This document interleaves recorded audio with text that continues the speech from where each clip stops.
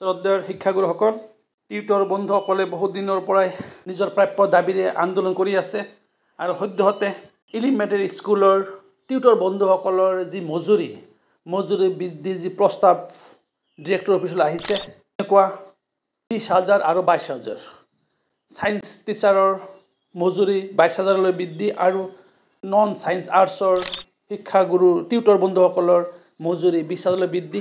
এই বৃদ্ধি কৰাত হাইস্কুল আৰু হায়াৰ ছেকেণ্ডাৰী নাইবা জুনিয়ৰ কলেজৰ শিক্ষকসকলৰ অৱজ্ঞা কৰা হৈছে।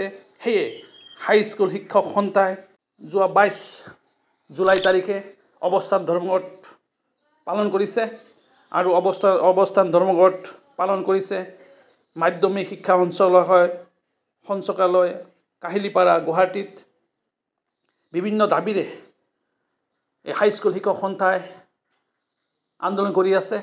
তাৰে মুখ্য দাবী হৈছে বিনা চৰ্তে শিক্ষক টিউটৰৰ পৰা টিচাৰলৈ উন্নতি কৰা আৰু যিহেতু চৰকাৰৰ যি কলা আইন মতে হাইস্কুলৰ শিক্ষকৰ BA নাইবা BSCত 50% লগতে BEd লাগিব আৰু হায়াৰ ছেকেণ্ডাৰী জুনিয়ৰ কলেজৰ টিউটৰ বন্ধুসকলৰ মাষ্টাৰ ডিগ্ৰীত 50% লগতে BEd লাগিব। এই চৰ্ত বাতিল কৰাৰ কাৰণেও আন্দোলন কৰি আছে। যিহেতু এই সময়ত ডিপুটেশ্যনৰ বাহিৰে বেলেগ উপায় নাই, নাইবা অনলাইনত যি BEd কৰি আছে তাৰো কোনো সুনিশ্চিত নাই, কাৰণ অসমত ষ্টাডি চেণ্টাৰ নথকাৰ বাবে অসমৰ বাহিৰৰ ইউনিভাৰ্চিটিৰ পৰা ODL থকা ইউনিভাৰ্চিটিৰ পৰা BEd গ্ৰহণ কৰিলে অগ্ৰাহ্য হ'ব বুলি যি কথা চলি আছে। যিহেতু ষ্টাডি চেণ্টাৰ অসমত নাই, সেয়ে এইটো 50% লোৱা আৰু BEd লোৱাটা অসম্ভৱ হৈ আছে। সেইকাৰণে এই আন্দোলনত 50% আৰু BEd বাতিল কৰিব লাগে বুলি দাবী উত্থাপন কৰি আন্দোলন কৰি আছে। লগতে যিহেতু সেই সময়ৰ শিক্ষামন্ত্ৰী আৰু বৰ্তমানৰ মুখ্যমন্ত্ৰী ডক্টৰ হিমন্ত বিশ্ব শৰ্মা ছাৰে ঘোষণা কৰিছিলে যে কোনো টিউটৰ বন্ধুৱে যদি অৱসৰ গ্ৰহণ কৰে, টিউটৰ শিক্ষাগুৰুৱে যদি অৱসৰ গ্ৰহণ কৰে, তেনেহ'লে এককালীন গ্ৰেজুৱেটি আগবঢ়াব আৰু গ্ৰেজুৱেটি হিচাপে 10 লাখ টকা আগবঢ়াব। সেই 10 লাখ টকা আগবঢ়োৱাৰ বাবেও অৱস্থান ধৰ্মঘটত যি দাবী, সেই দাবীত সন্নিৱিষ্ট হৈ আছে।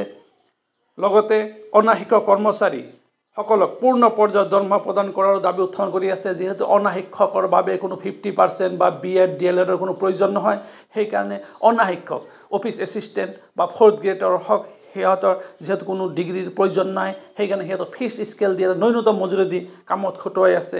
সেয়ে এই দাবীৰেও আন্দোলন কৰি আছে আৰু এনেকুৱা মুঠ 6টা দাবীৰে আন্দোলন কৰি আছে। আৰু এটা কথা চলি আছে, অসম চৰকাৰৰ শিক্ষা সচিব ননীগোপাল মহন্ত ছাৰে প্ৰস্তাৱ আগবঢ়াইছে মুখ্যমন্ত্ৰীলৈ, শিক্ষামন্ত্ৰীলৈ, হাইস্কুল আৰু হায়াৰ ছেকেণ্ডাৰীৰ টিউটৰ বন্ধুসকলৰ মজুৰি বৃদ্ধিৰ বাবে প্ৰস্তাৱ আগবঢ়াইছে।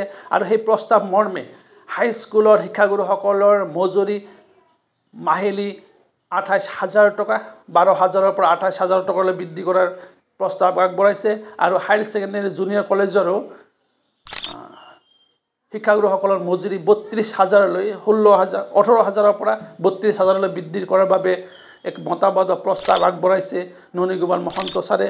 কিমান দূৰ কাৰ্যকৰী হ'ব আশা ৰাখিছোঁ। ননীগোপাল মহন্ত ছাৰৰ যি প্ৰস্তাৱ নিশ্চয় শিক্ষামন্ত্ৰীৰ লগতে মুখ্যমন্ত্ৰী ছাৰে নিশ্চয় অগ্ৰাহ্য নকৰিব বুলি আমি আশা কৰোঁ। অতি শীঘ্ৰেই এই হাইস্কুল আৰু হায়াৰ ছেকেণ্ডাৰী শিক্ষাগুৰুসকলক যিমান দিন প্ৰভিঞ্চিয়েলাইজ নকৰে, যিমান দিন প্ৰাধিকৰণ নকৰে, সিমান দিনলৈকে মজুৰি বৃদ্ধি কৰি পৰিয়ালক এখন আৰ্থিক সহায়ৰ পৰা সকাহ দিব বুলি আশা ৰাখিছোঁ।